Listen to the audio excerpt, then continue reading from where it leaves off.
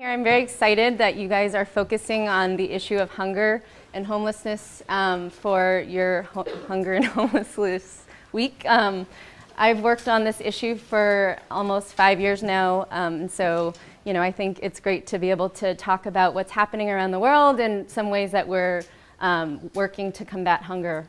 So the 4 things that I want to share with you today is the challenge we face, where we're getting our money to try to solve these problems, the innovations that we're using to try to end hunger around the world, and then the 4th thing is what you can do as a student here at Villanova to help do your part.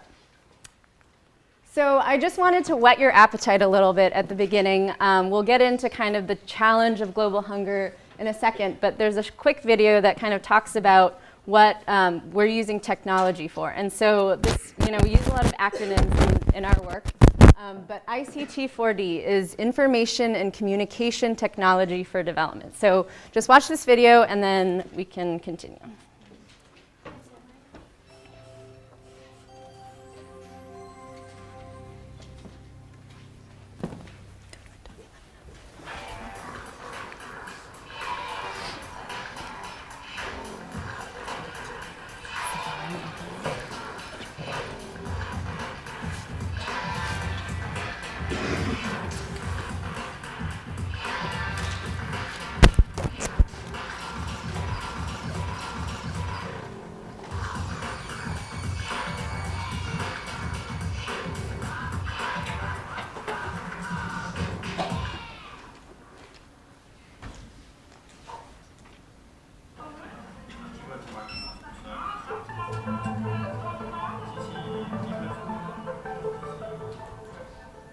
Relief Services first turned to advanced technologies to improve our work because we wanted to be more accountable and transparent to our donors and to those we helped. Over time, we realized that information and communication technologies not only helped us operate more effectively, but they were empowering the people we serve to become more independent, self-sufficient, and successful. We've since used technological solutions in a wide range of projects, from teaching women to read in Niger, to boosting farmers' production in Colombia. At the heart of our work is accessibility, the accessibility that communities have to mobile technology. 96% of all people worldwide have access to a mobile device. 89% are in the developing world, with 63% in Africa. Mobile phones have become more affordable and commonplace, even in remote rural areas. Put into the hands of the poorest and most vulnerable, they've become crucial to improving lives. Using a simple cellular telephone, farmers can now access the latest market information to help them get a fair price for their crops. Cash for Work recipients can receive funds through mobile banking, and pregnant women can be monitored by phone, as in this CRS project in Uttar Pradesh, India. Here, community health workers communicate vital messages to expectant mothers in an area that has one of the highest mortality rates of infants and women in childbirth. It's so useful. There are some things that I didn't know about, and it helps me give the right advice. Thanks to the checklist, for the first time ever, I've been told what to eat and when to rest.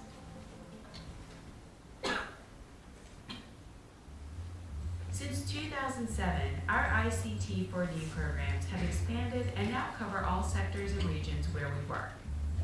One of the primary factors driving us forward is the rapid rate of innovation. Every day, new applications of technology emerge, many from developing communities themselves, applications that improve their life and livelihoods. While information and communications technologies are revolutionizing the way people live, there is still much more to learn and share on how to use the technology in development work. CRS and its partners are committed to investing the necessary time and resources to build a future where technology is truly at the service of the poor. ICT4D, empowering those we serve.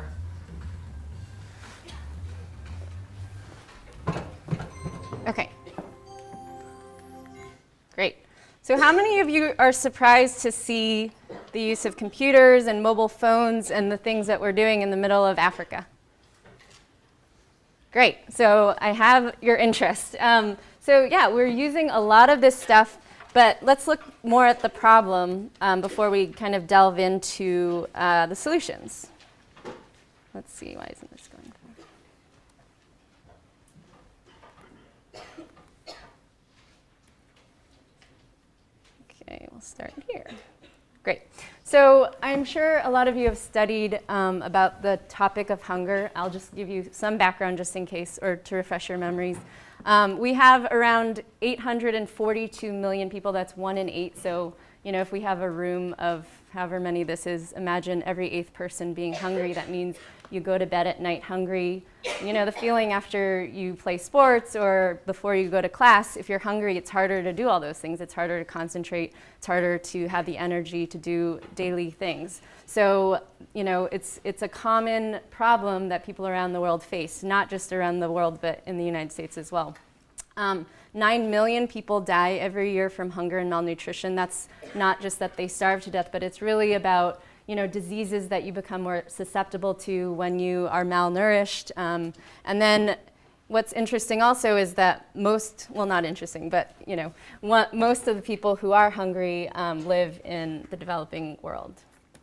So what's interesting, I think, is that 75% of the world's hungry are rural people. So they are mostly farmers and they're growing their own food. The problem is they're not growing enough of it, or, you know, in times of drought or flood, their crops are wiped out and then they have nothing to rely on. 1 in 3 children die from hunger.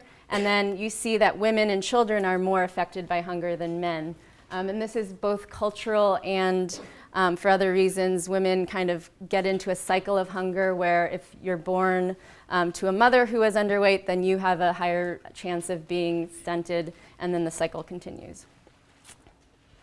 Hunger and poverty are distinctly related. The poor spend more than 50% of their income on food. I think in the United States it's less than 10%. So imagine, you know, spending 5 times as much food on at the grocery store.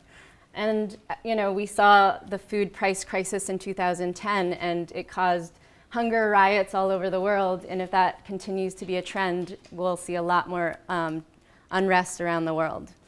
And this is all combined with the fact that we have a growing population and types of food assistance that the United States is one of the main providers for is already trending downward. So this is just the last 3 years has gone down significantly from 2005, which is kind of at the peak. So I wanted us to look at where we get this money from. And these programs that you kind of saw in the video are funded by the US government. The US government is one of the most generous providers of assistance around the world, whether it's for emergencies or to do development programs. And so we're going to look a little bit at the ways in which these programs are funded. So there's 2 main legislative vehicles that fund our food assistance programs. The first is the Farm Bill. Has anyone heard of the Farm Bill? Okay, good. And I know some of you are studying it, but more on the domestic side. So on the international side, the Farm Bill has it has many programs, but the 2 that we're going to focus on today are the emergency side, 3, emergency side, development side, and then local and regional procurement, which I'll explain a little bit more of. And then we have international disaster assistance, which is exactly how it sounds. It's funding to provide assistance in the case of disaster. So in the Philippines right now, this is the type of funding that we're getting, and that is part of this emergency food security program. So when we conceptually look at it, and you'll understand why in a little bit, the emergency and development programs are very similar, and then the local regional procurement pilot program and the emergency food security program are very similar. So a little bit about the Farm Bill. It was last authorized in 2008, and it's a 5-year bill, so it has technically expired, which is why we're trying to reauthorize it. The total bill includes, you know, farm subsidies, everything that has to do with United States agriculture, and that's a $300 billion bill. So that's a huge amount. And the tiny little portion is ours that goes to international programs is for $1.4 billion, and that's 0.5% of the whole bill. So it's a very small amount.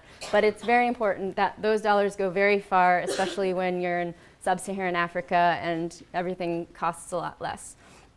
So what's interesting about the Farm Bill is for international programs, the United States provides commodities, and that is in the form of corn, wheat, beans, and things that are grown in the United States. It does not provide any money to organizations like CRS. And so it's an interesting process because in the cases of emergency, we do send this American food abroad, which is great, you know, if you need, if a country is in need of food and we ship it over. I'll go into that soon. And then for the programs that we're going to kind of talk about today are the ones highlighted in yellow. So that's Food for Peace, which are these development and emergency programs, and the local and regional procurement pilot. So emergency programming takes up the majority of this funding. We spend about 1.1 billion out of that 1.4 billion a year for international emergency programs. Some of the countries I'm sure you've heard of. Has anyone traveled to any of these countries before? Yes, where have you been? Haiti, okay, great. Yeah, so we're doing emergency relief after the earthquake. Anyone else? Yes? I'm from Kenya. Oh, great, okay. So we did some, I think after the drought in 2010 and 11. Anyone else? That's great. Yes? Kenya, okay, great. Yeah, so, you know, these are some of the countries we provide the support in, and again, it's US food shipped on US flag ships to these countries and then distributed to people in need. And so these programs usually last between 6 months to a year, depending on the need and how many people need it. And feel free to ask questions during the presentation. Development programs are a little different. They last for 5 years, and you know, just by the name of it, it's a very different purpose. Emergencies are for immediate needs. Development is more trying to focus on the causes of hunger. So, you know, if you have 75% of the world who's hungry are in rural areas and they're farmers, then what do? You concentrate on their livelihood and their production. So CRS is working in, let me back up. But okay, so the process of using the commodities that we're getting from the US government is that we have to actually, we do a lot of, let me go to the next slide actually. So we're working in Burkina, you know, all these countries, but the actual activities that we're doing are not just distributing food. We're doing nutrition education, so that gets to the problems of women not feeding their children kind of a full healthy diet. We're looking at agricultural training and business development, which is, you know, once you learn how to plant your crops or get a better yield, and then how do you sell that if you have high outputs, and how do you make money from that. Then we have savings and internal lending committees, which is how you save your money, how you invest it in a small business that you can also have a different livelihood and not just depend 100% on your farm.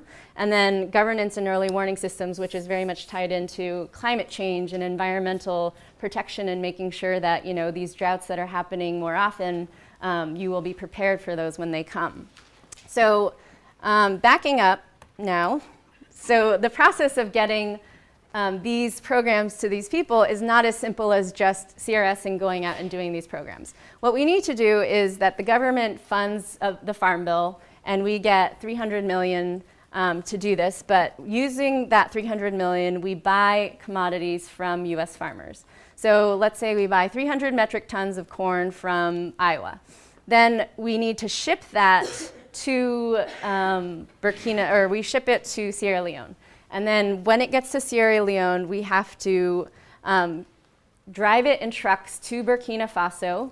Let's say our program's in Burkina Faso, where if we want to do any of the things that I mentioned before, like the savings and lendings committees or the agricultural training, which all costs money, we actually have to sell that food back on the market and use that money then to do our program. So it's a little bit, you know, you can see that it wastes a bit of money to go through this whole process, which is part of the Farm Bill. So it's actually mandated by law that we go through this process.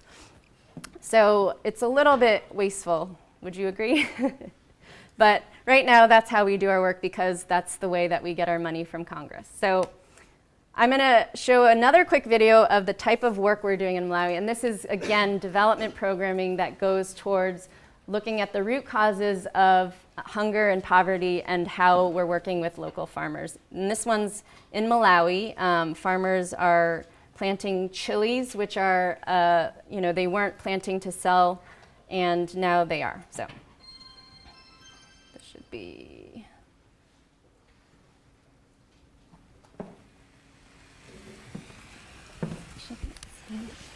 business kulikwena ungiso kuuza hadi sisira tengo kufika pa 550 kwa jamani 20 wametarajia 2650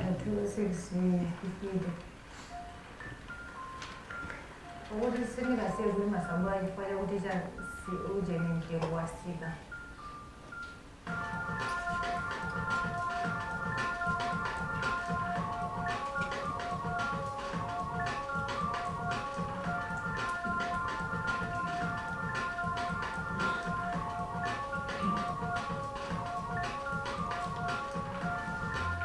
Capital marketing, the buyer dictates the price and the farmer will have no choice but just to take the price.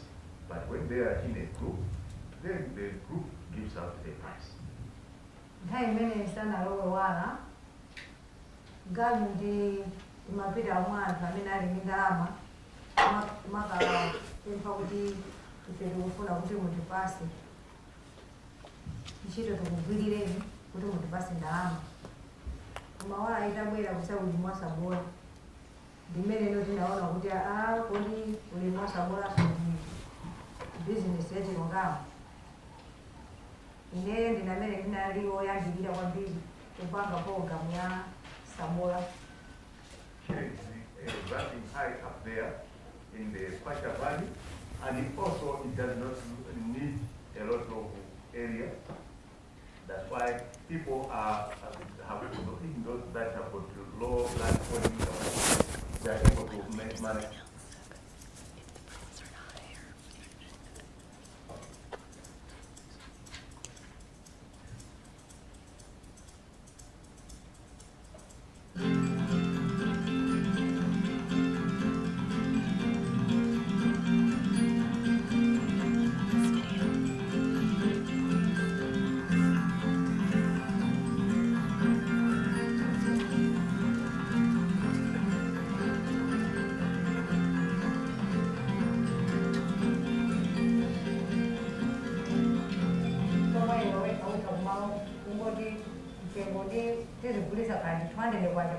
Pageji mai wewe kamene mosa tanizana ndi munthu wina iwe ndikumaje kuti mwina akapenda kukulisa muno komosa kukulisa muno komanso amafufuza kuti onesika kuti amene angatigule mbewu yathu mwa mtengwa okuti ife ali mukutindule. It is a bit tedious to go door to door and try and, purchase from every individual farmer, every smallholder farmer that is out there. It becomes a lot easier logistically to have one point at which you can buy from a collective number of farmers than doing it individually. The buyers know the communities will not move. The buyers will continue to buy from the communities. Big businesses play a crucial role in alleviating problems that a farmer may have because they're able to give them the income that they need.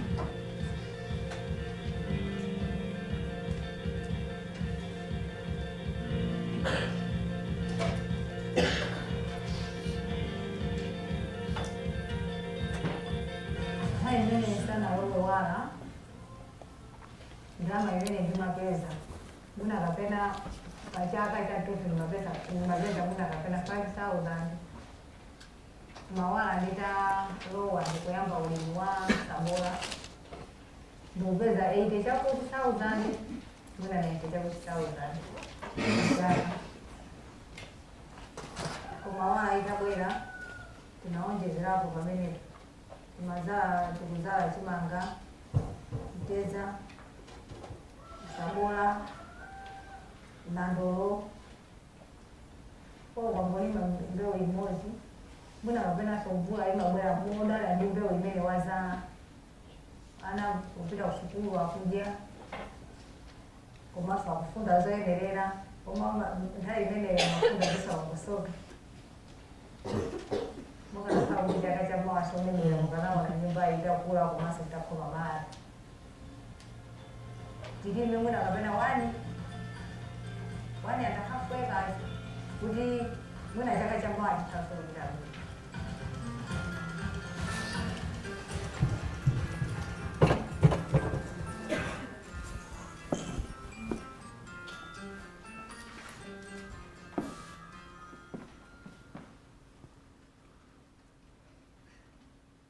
Great. So Candace, my colleague, just wanted me to remind you, we have all of these farmers in Africa and Southeast Asia, and they don't have very many options. So it's not that they can go to the local, McDonald's and get a job or anything like that. They really are kind of trapped in their, in their communities where they kind of either make a living there or they can go to the cities, which we're seeing a lot more of, especially as things like droughts and floods continue to be more prevalent. But it is, a way to keep people growing food. If we have, I think it's 9 billion that we're expecting in 2050 around the world, that they're really saying that African farmers are sort of one of our answers to being able to feed this population. So we want to continue to kind of promote this work. I don't know why this gets stuck. Okay. Great. So we've seen the emergency and development programs where we take US commodities and we go through this whole process of either delivering it to people and communities or going through this process of selling it and then delivering food and helping them with their agriculture and other livelihood needs. So Congress actually let us pilot something called the local and regional procurement, which is something very different. Rather than using US commodities, we get things like cash, vouchers. People can go to their local store and buy food. They can get food from wholesalers who are in their communities or go to their local market day in smaller rural communities to buy their food. So local and regional procurement is kind of a mouthful, but what it is, it's really being able to buy food assistance in the country or region of distribution. So that's using cash or vouchers to buy it to help with food insecurity in that community. So rather than going through this whole process of using US food, you're really just going to the source. So this is a rather new thing for the United States to do, even though Europe and other countries have been doing this type of assistance for a long time. And one of the things that we want to do when we're thinking about doing local procurement is thinking about when is it appropriate to do this. So some of the questions we might ask include, are markets functioning? So have you heard, I'm sure you've heard about the typhoon in the Philippines. And did anyone get a sense of whether things were operating there, whether they were, there's still food and clothes and things like that for people to buy? Have you seen reports on the news or anything like that? No, okay. Well, there's definitely devastation in the areas and the islands where the typhoon hit, but in Manila, which is the capital, and all the surrounding cities, there's still food available. There's still markets that are functioning, and so that's a perfect place to kind of do this type of programming. So again, is food locally available? And one of the big things we want to do is make sure we're not disrupting markets. So if we're bringing in, $1 million worth of programs, is that going to make the dollar decrease in value and make it harder for other people to purchase things that are on the market? So with this pilot program that we started in 2008, we were able to do some research, and we found a lot of great things. So for example, cost. With the local purchase rather than shipping US commodities, we were able to save up to 50% of the cost of bringing over US food. So those savings are higher when you're in a landlocked country, probably in sub-Saharan Africa, where you have to ship it all the way from Louisiana to the coast of Africa. Then we found that we could save time using this process. So rather than shipping it, which can take 3 to 6 months, you can start a program immediately and start distributing food or vouchers or cash within a few weeks. Beneficiaries preferred the food that they were used to. So we were sending them things like lima beans, which people in Senegal had no idea how to cook. And so we would try to give them recipes, we would try to kind of show them how to cook it. But food is such an important part of all of our lives that you really want to eat your own food, especially if you're in a situation of emergency or sort of, when you're hungry. And then the last thing that we wanted to study is whether we would have these types of market impacts. So what we found was that our programs, bringing in cash and vouchers and things like that, did not have any negative market impacts. So this is something that we're going to continue to monitor, but it, for the most part, was a good thing. So where do we find funding for LRP? So we had our pilot program in 2008, but because that bill is now over, that pilot program has completed. So the only other way we're able to do this type of local purchase is through the Emergency Food Security Program, which is about $375 million a year. We're using it in the Philippines, we're using it in Syria, and other places where it makes sense to do it. Right now, we are looking at passing a farm bill. So it's a 2013 farm bill, and there is, in the Senate version, a program for $40 million to go to this. So this will tie in sort of to what you can do as a student here at Villanova at the end. So now we're going to move into the technology part. There's a lot of different things that you saw in the video at the beginning that we're using in the field. So I'm just going to kind of go through some of these and give you examples. But you know, mobile money through mobile phones. So the United States is actually a little behind in this area where, you know, I don't think that you can send money directly to someone else yet, can you? On your phone? No. So like in places like Haiti, you can do that. So we're using that, and with that, you can, with a press of your button, you can send mobile money to 100,000 people rather than the old way, which was having people wait in line and pass out vouchers or pass out food. We're using ATM debit cards, so in places that have, you know, where people have access to banks, which are mostly in more urban areas, we're providing debit cards so they can go get the money themselves to buy things on the local markets. We're using it for things like registering beneficiaries. So those are the people that we're helping in an emergency or in a development program. And you know, oftentimes people in these rural areas or after an emergency, they have no form of identification. They've lost everything that has their name on it. So this is a way of sort of, you know, and I'll show you something real quick. Can I get, who's from out of state? Okay, you. So do you want to just come up? So let's just say that we've just been in a, you're signing up for my program to learn about savings and lending. So we now use iPhones in the field to register our beneficiaries, and I'm just going to show you how simple it is. So, okay, what's your last name? Persichetti, P-E-R. Oh my gosh. S-I-C-K-E-T-T-I. Okay, great. Don't worry, there are some that are really hard in the field. Okay, first name. Emily. Oh, that's nice. Perfect. Okay.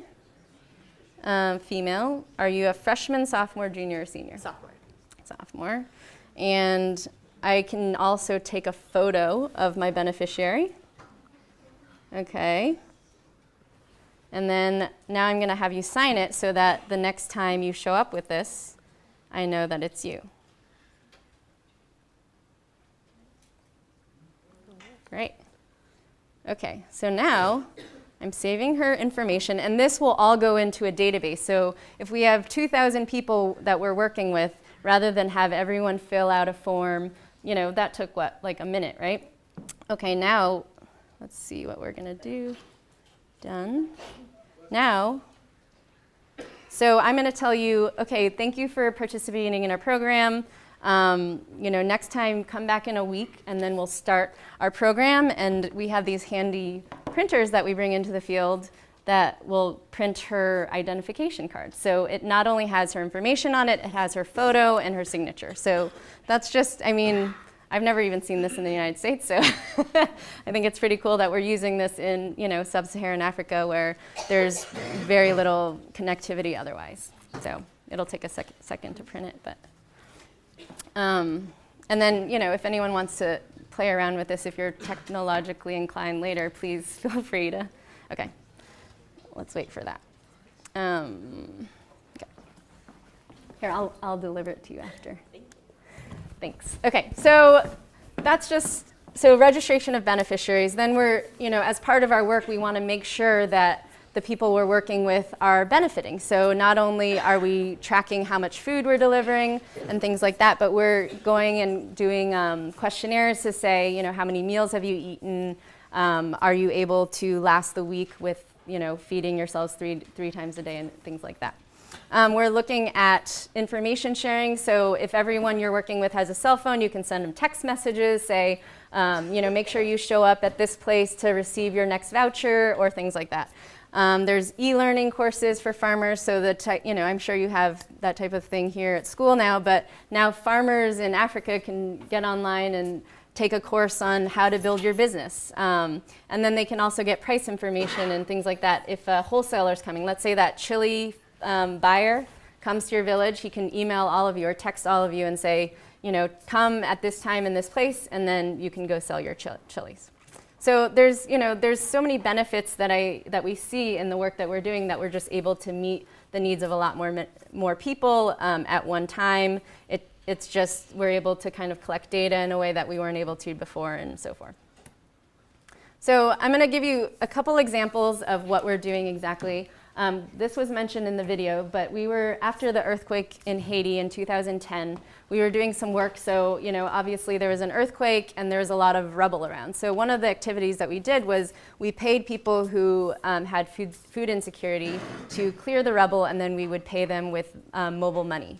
And so we partnered with the mobile phone company, the local bank, and we worked with them to do these types of programs. And what we found was that we were able to do the programs in a much shorter time. It actually cost us a lot less money than having many more staff be at all these different places handing out food. And that people really, you know, felt like they were at the forefront of development. They were, you know, using their mobile phones to collect money and use it to buy food. So it was, you know, benefit to all. In Burkina Faso, we did a program where there were refugees from Mali coming, and I might just skip this video if we're running out of time, but it was another way in which we were using iPads to register and then print their vouchers.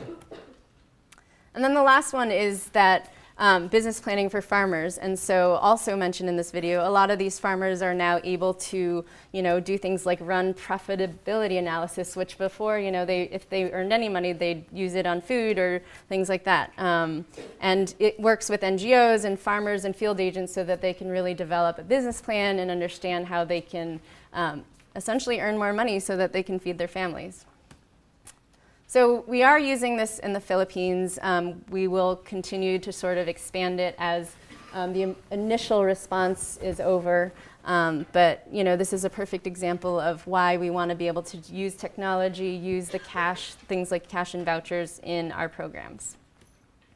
So I'm going to go over our advocacy positions just for your information, but the one that I want you to focus on is this last one, which is now, you know, our pilot program is over. We're not allowed to use cash and vouchers from the Farm Bill, and that's something that we really want to continue. We're able to do things in a cheaper way, in a more timely way, and we're able to use a lot of this technology that we're not really able to do if we're using commodities and things like that. So one of our big asks of Congress is to allow us to continue to do this local and regional procurement. So I'm going to have my colleague Candace come up and kind of explain the different grassroots advocacy activities that we do. I don't know why this isn't printed. I think the key focus that Emily has been trying to share with you tonight is that we hope that none of you ever go hungry, that you never experience it. But if you do, wouldn't it be amazing if there are programs like this to help you, to help your family or people that you know that are hungry? Many groups that you're probably already working with are helping people here in the United States. Our role is to help people outside the United States to meet their most basic human right of food. Everyone deserves enough to eat. So maybe you've never experienced hunger. I hope you haven't. But this is a big deal. It's not, you know, a pie in the sky dream that we can end hunger. It's something that's within our reach. And Congress, your elected officials who are tasked with representing you in the government, are working on this Farm Bill right now. It's a really big deal because we only get an opportunity every 5 years to figure out what is our policy going to be around food. Has anyone heard of that there's been huge cuts to the food stamp program here in the United States? Anybody aware of that?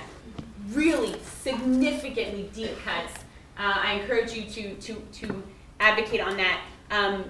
And we're working in partnership with the Catholic Church on that initiative here in the United States. But some of the programs Emily talked about, they're totally messing it up. They're getting it all wrong. It's our job, our responsibility to let them know that they can fix it. They can help our taxpayer dollars be used more efficiently and effectively, right? So Emily was saying local and regional procurement works, but then they didn't get the message. They cut it out completely. So it's our job to say, hey, wait a second. In this farm bill, make sure there's enough money to help those who are most in need. We're not talking about people that maybe have a few meals a day. We're talking about the most vulnerable population. So there's a few key people that are working on the negotiations right now. The Senate has one version, the House has another version. They don't usually get along, they're not getting along, and they're sort of saying, no, cut this, cut that. And we're saying, okay, do your job, figure out a compromise solution, but make sure you're providing enough money to help those who are the hungriest, the poorest, and the most vulnerable. So in the House, they have a group of people that they've elected to sort of serve in this conference committee, the same in the Senate. There's some of these folks are right here. If you're from those states, you're super important.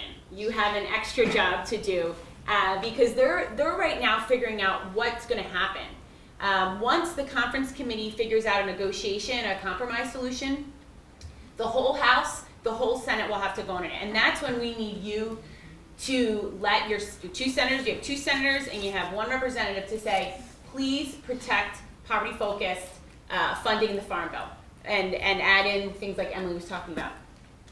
Oh, no, oops, sorry. Can you go to the next slide for me? Sorry. Oh, you mean the internet one? Yeah. So if you don't know who your senators and your representative are, you can go to our website and you just type in your zip code. Hopefully you're all registered to vote. You should all be registered to vote. And that's where you can find who represents you. And then once you find out who that is, you can send them an email or you can call them. We have all of this done already for you. It's very simple. It takes like 2 minutes to say, I care about people who are poor and hungry, and I want you to do something about it. It's as simple as that. You don't need to be an expert on the issue. You just have to let your voice be heard. We have an action alert on our website. The handout you have also has information on this that you can use tonight. And you can send an email to your senators and representative with that same message. If you have your phone out, which I know so many of you do, you can text CCGP to 30644. And I don't want to mess up your slides. Is No. it your next one? No, it's not a slide. Did you have that on the slide though? Yeah. Is it this one? This one. No, okay, sorry. Yeah. Oh, you didn't have, okay, there you go, sorry, at the top. So, yeah, CCGP stands for Confront Global Poverty. This is really simple, but it's really important. What Congress is doing has a big impact in the next 5 years. People who are here and hungry overseas. So, yeah. Great. That's it. So does anyone have any questions? And I have your cool, oops, I usurped it. I'll make you a new one. .edu.